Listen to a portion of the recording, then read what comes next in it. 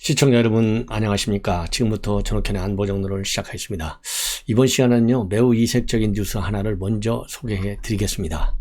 이거 정말 뭐라고 그러죠, 같이 사는 주민들의 이질감을 조성하는 조금 질이 나쁜 행위인 것 같은데요. 여러분들 이 임대아파트 잘 아시죠? 국민임대아파트. 국민임대아파트라는 얘기는요 경제적으로 소득이 굉장히 낮은 사람들, 그러니까 자기 아파트를 살기가 어려운 저소득층을 대상으로 해서 정부 차원에서 특별히 제공한 아파트가 국민임대 아파트 아니겠습니까?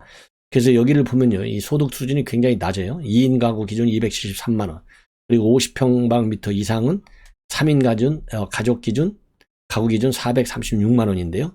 이렇게 소득이 낮은 사람들이 사는 데가 임대 아파트인데, 여기에 말이죠, 이름만 되면 아주 그냥 세계 최고의 고가 수입차, 벤틀리, 페라리, 그 다음에 고급, 이 디스커버리 벤츠 GLP, 이런 어마어마한 수억대 차량이 많이 주차되어 있는 이런 임대 아파트가 있다고 그래서요.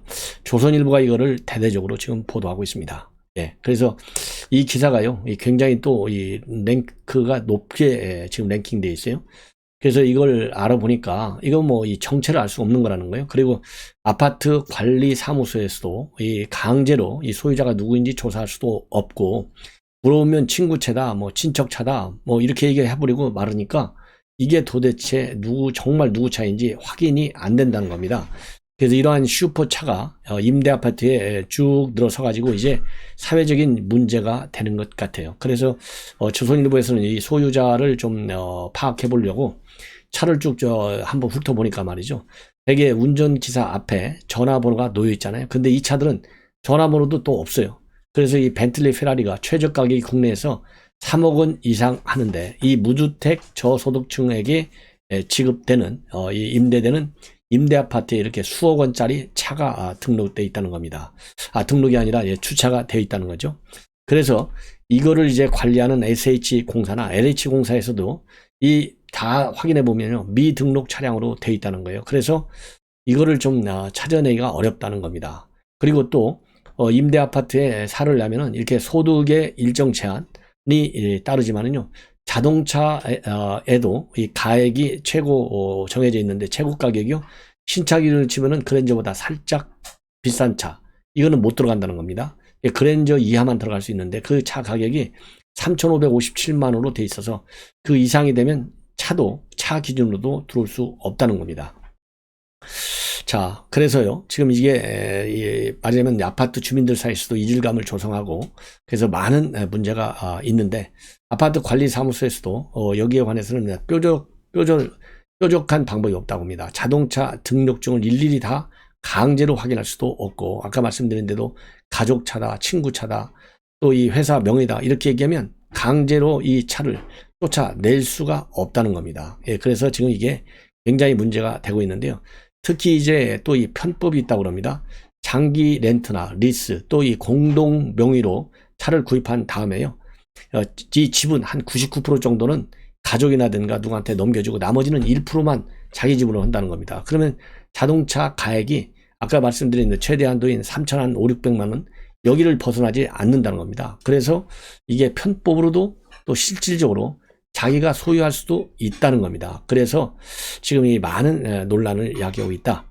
이러한 지금 조선일보 보도 내용이 있습니다. 그 다음에는요, 이것도 지금 이제 막 뜨기 시작한 건데요. 여러분들 반윤 라인에 서 있는 대표적인 국회의원들 하면 김용민, 최강욱, 김의겸, 이게 아주 반윤의 최선봉 대원들이잖아요. 이 사람들이 윤석열, 흔히 얘기하는 본부장 비리, 즉 본인과 부인과 장모, 이 비리 수사를 위한 특검법을 발의했다, 이렇게 지금 보도가 나오고 있어요. 자, 이거 어제 오늘 얘기가 아니죠. 자, 그런데 이미 검찰에서도요, 이 본인 문제, 부인 문제, 장모 문제 수년간 수십 번씩 수사를 했는데 나온 게 없지 않습니까? 그런데 이 김용민, 최강욱, 김의겸, 여기에 김남국 하나 들어가 있네요. 그러니까 강병파, 이 사람들이 어제 말이죠, 이 특검 법안을 제출했다고 그래요.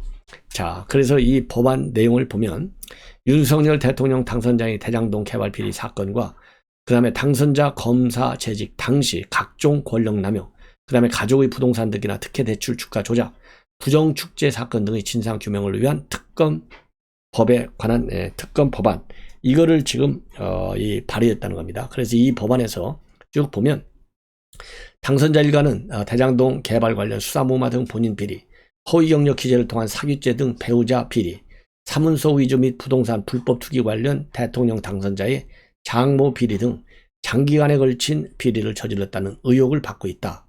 그리고 당선자는 대장동 불법 대출, 알선 수재 등 사건 담당자로서 관련자들을 제대로 수사하지 않고 불기소 처분했다는 보도가 제기됐지만 검찰과 고위공직 공수처 이 수사기관은 해당 의혹에 대해서 수사하고 있지 않다. 이게 말이 안 되는 게 말이죠. 지금 검찰이 누구 검찰입니까? 김호수가 누구예요? 바로 문재인 대통령이 임명한 정권 코드 검사잖아요. 공수처 김진웅이 누굽니까? 마찬가지로 김진웅이가 현 정권의 최고의 애완견 이성윤 서울중앙지검장 황제 수사했잖아요. 그런데 검찰과 공수처가 수사를 안 하고 있다? 수사를 하고 아무리 해도 나오는 게 없다. 이렇게 결론이 되어 있지 않습니까? 그러니까 이게 정반대로 가짜뉴스를 만들고 있는 거예요. 그리고 삼부토건 비자금 수사 당시에도 임직원 전원을 불기소하고 신한저축은행 부실대출 수사 당시에도 오너 일가에 대해서 불기소하는 등 당선자가 검사 재직 당시 여러 사건에 대해서 봐주기 수사를 했다는 의혹이 끊임없이 제기되어 왔다. 이런 거 만약에 했으면은 아니 특검을 이제서 할 게 아니라 아니 작년 내내 6월 29일 날 공식 출마를 선언했고 3월 4일 날 사퇴를 했고 또 이 검찰총장으로 재직하고 중앙지검장 재직했는데 이때는 뭐 하고 있었어요? 이게 도대체 맞지 않은 얘기지 않습니까? 그리고 청문회 때는 또 뭐 하고 있어요? 그러면 이 청문회 대비해서 신상 검증을 안 했나요? 이게 그러니까 억지 논리, 억지 주장, 전혀 사실이 아닌 것을 가짜 뉴스로 만들어서 국민을 혼란시키고, 이거요 윤석열 당선인 측에서는 이러한 특검법안 발의한 이 4명의 강경파 의원들에 대해서 허위사실 유포, 명예훼손 이런 걸로요 즉각 고발 조치하십시오. 예, 그래야 됩니다. 이거 그냥 놔두면요 지방선거 때까지 계속 끌고 가는 거예요. 이게 다 선거용이에요. 예, 자 그래서 강력히 저는 촉구합니다. 이 사람들 전부 고발을 하고, 그러면서요 윤석열 당선자는 선거 기간 중 상기 사건들과 관련해서 구체적인 증거와 사실관계에 반하는 허위사실을 공포했다는 의혹이 제기되면 물론 상대방이 이재명 후보에 대하여 확정적 중범죄 후보라면서 명백한 허위사실을 공표했다고 주장하고 있어요. 그리고 부인과 관련해서는요 대학교 시간 강사, 겸임교원 지원 시 고의적 상습적으로 학력 및 근무 경력을 위조한 이력서를 제출하는 등 교육기관을 상대로 사기죄, 업무방해죄에 해당될 수 있는 행위를 했음에도 수사가 이루어지지 않고 있다. 그 다음에 주가조작 사건 재판 중으로 검찰이 공소장에 배우자의 시세조정 의심 거래 현황이 포함되어 있지만은 배우자에 대한 기초적인 소환 조사조차 하지 않고 있다. 기초적인 소환 조사조차 하지 않는 게 아니라 기초적인 소환 조사를 할 정도의 조그만 비리 혐의도 없는 거예요. 그래서 무혐의로 실무진에서는 이미 결론을 냈어. 그런데 이거를 갖다가 박범계가 계속 정치 말하자면 비판용으로 써먹었잖아요. 그러다 보니까 실무팀이 아무리 이 김건희 여사 죄가 없다 이렇게 결론을 내놨는데도 종결 처리를 안 해주는 거예요. 이렇게 교묘하게 여론을 조작하고 있어요. 지금 이 가짜 뉴스를 만들어서 여론을 호도하려고 노리고 있는 거예요. 그리고 장모와 관련해서는요 은행 잔고를 위조한 사무소 위조와 불법 사무장 병원을 설립해 국고를 횡령한 사건으로 재판이 진행 중이지만 그 밖에 양평 공직구 인허가 특혜 의혹이나 저축은행 대출 특혜 의혹에 대해서는 수사가 진행되고 있지 않다. 이 수사가 진행되고 있지 않습니까? 근데 수사가 진행되고 있는데도 불구하고 나오는 게 없으니까 이번 선거 기간에도요 단 한 번도 이것이 문제되지 않았잖아요. 이게 만약에 진짜 이 특검을 주장한 의원들 주장이 맞다면 아니 민주당은 그동안 뭐 하고 있었어요? 선거 때 안 써먹고 이재명 그다음에 김혜경 난리가 났는데 이게 말이 안 되잖아요. 그다음에 정치적으로 중립적이고 공정한 특별검사 임명을 통해 국민의힘 대통령 당선자에 대한 각종 의혹을 엄정히 조사해서 그 진상을 신속하고 철저히 국민 앞에 규명하고자 한다. 아니 규명하라고요. 여러분들이 규명하면 될 거 아니에요. 그동안에 뭐하고 있다가 이제 와서 특검 꺼내냐고요. 2월 1일 지방선거가 무서운 것이죠. 그만큼. 그래서 이 치졸한 이 행보 우리가 반드시 이번에도 심판해야 되겠다라는 생각이 듭니다. 자 마지막으로요. 대통령과 당선인 국가에 대한 예의를 지켜라. 아까 이제 말씀을 드리다가 이거 보도를 안 해드렸는데 못 해드렸는데 이번에 제가 이 강천석 칼럼 그러니까 대의 명분이 서느냐가 전쟁과 정치 권력의 성패를 좌우하는 것이다. 그래서 172석의 거대 야당은 힘을 잘못 쓰면 자해 도구가 될 수 있음을 경고하고 있습니다. 그래서 이 러시아의 우크라이나 침공하고요, 우리 국내 정치 상황하고 비교 분석을 하면서 결론을 내리고 있는데요. 아주 좋은 이런 분석 칼럼입니다. 그래서 이거를 전량 여러분들께 소개시켜 드리겠습니다. 아마 한 4, 5분 정도 걸릴 것 같아요. 자, 한국이 대선이 끝날 무렵 우크라이나 전쟁도 승패가 가려질 걸로 알았다. 그러나 한국 선거 상황도 우크라이나 전쟁도 여전히 진행 중이다. 전쟁은 군사력의 강행에 따라 결판이 나는데 러시아는 국방 예산, 전폭기, 탱크 숫자 모두 우크라이나의 10배 규모다. 푸틴은 저 비용으로 신속하게 목표를 달성할 수 있다고 생각했을 것인데 푸틴 계산 빗나갔다. 러시아 입장에서 우크라이나의 전쟁은 길고 비싸고 어려운 전쟁으로 변했다. 선거가 끝나고 보름이 지나도록 대통령과 당선인이 얼굴을 맞대지 못하고 있다. 개표가 끝나면 선거는 종료되고 현직 대통령과 당선인 사이에서 인수인계 작업이 시작된다. 지난 수십 년 쌓인 관례고 상식이다. 이게 무너진 건 대통령 집무실 이전에 대한 이견과 대통령 사람들을 선거 이후로도 여기저기서 계속 심고 있기 때문이라고 한다. 대통령의 입 청와대 홍보수석은 새 대통령이 취임하는 5월 9일 밤 12시까지는 문재인 대통령의 임기라고 했다. 그때까지 국가를 보유하고 국민의 생명과 안전을 지키기 위해 권력을 끌어안고 가겠다는 걸까? 예. 그러면서요, 북한의 핵무기를 머리에 이고 사는 처지에 우크라이나 전쟁은 먼 전쟁이 아니다. 김정은은 ICBM 발사를 태길하면서 미국 신경이 우크라이나로 쏠린 관심의 공백을 감안했을 것이다. 푸틴은 우크라이나를 침공하며 러시아는 가장 강력한 핵 무장 국가라면서 누구든 우리 길에 끼어들면 역사에서 본 적 없는 결과를 불러올 것이라고 했다. 그와 동시에 핵 억지력 부대의 비상 경계력을 내렸다. 푸틴 대변인은 러시아 국가안보 개념은 국가가 실존적 위협에 처하면 핵무기를 사용하도록 규정하고 있다고 했다. 핵 보유 목적이 장식용이 아니라 위협 또는 실제 사용을 위한 것이다는 것이다.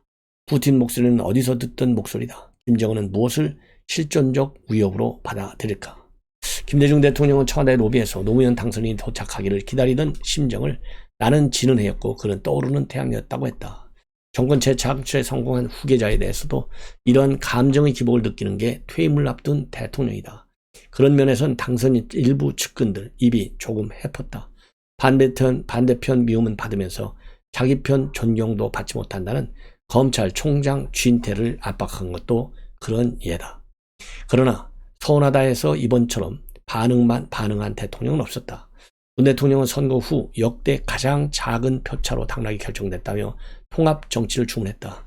이재명 후보가 당선됐어도 같은 말을 했을까? 표차가 아무리 작다 해도 엄정한 국민의 심판이라며 승복의 정치를 강조하지 않았을까? 지금 대통령에게 국회를 장악한 172석 민주당에 기대는 마음이 전혀 없다 하면 거짓말일 것이다. 전쟁은 정치의 연장이라 했다. 군사력과 정치 권력은 속성도 비슷하다. 칼은 뽑은 후보다 칼집에 들어있을 때 위력이 크다. 우크라이나 침공 전 러시아 군사력은 우크라이나를 주눅들게 만들었다. 그러나 전장이 시작되자 러시아 군은 한계와 약점도 동시에 드러냈다. 훈련이 부족하고 병참 지원 역시 허약했다. 무엇보다 병사들 사기가 바닥이었다. 이유도 모른 채 이웃나라 침략에 동원된 병사 사기가 조국을 지켰다고 찬원한 병사 사기와 같을 수 없다. 별 쓸모가 없는 듯한 대의 명분이 장기적으로 전쟁 승패와 정치 집단의 성쇠를 좌우한다. 민주당은 언제든 국회를 정부의 국정을 마비시킬 수 있다. 검찰 수사권을 완전 박탈하고 언론 목을 조이는 법률안을 강행 통과시킬 수도 있다. 일부는 광우병 소동 때 거리를 휩쓸어 가던 혼탁한 인파를 아련한 추억처럼 떠올리는지도 모른다. 국민들이 그런 장면을 지켜보며 대의 명분이 선다고 지켜 세울까? 대통령 선거가 마지막 선거가 아니다. 2달 후면 지방선거, 2년 후면 총선이 있다. 민주당 거대 의석은 어디다 어떻게 사용하냐에 따라 자해 도구로 변할 수 있다. 대통령은 미련을 버리고 당선인은 말을 아끼는 것이 국가에 대한 예의다. 대통령직 인수에 관한 법률에는 아무 구체적 내용이 없다. 물러나는 대통령과 당선인이 그 공백을 상식으로 메우라는 것이 이 법의 기본 취지다. 신법시 구법에 우선한다고 한다. 민의 또한 그렇다고 보면 큰 무리가 없다. 상식이 최고의 대의 명문이다. 자, 여러분들 이 강천석 칼럼 제가 종종 읽어드리는데요. 아주 좋은 의미인 것 같습니다. 예. 자, 그래서요. 이거는 특히 문재인 대통령, 제목으로는 대통령과 당선인 국가에 대한 예의를 지켜라고 하는데요. 기본적 예의의 결여는 이미 문재인 대통령 출범 때부터 우리가 눈으로 귀로 확인한 것 아니겠습니까? 상식에 반하는 이런 행태는 결국 예의를 지킬 수 없는 걸로 귀결되는 것이죠. 자, 그런 측면에서 청와대 문재인 대통령 각별히 이 칼럼을 읽고 반성하시라, 이렇게 지적을 하고 싶습니다. 시청자 여러분들, 제 방송 많이 시청해 주셔서 늘 고맙다는 말씀을 드립니다. 감사합니다.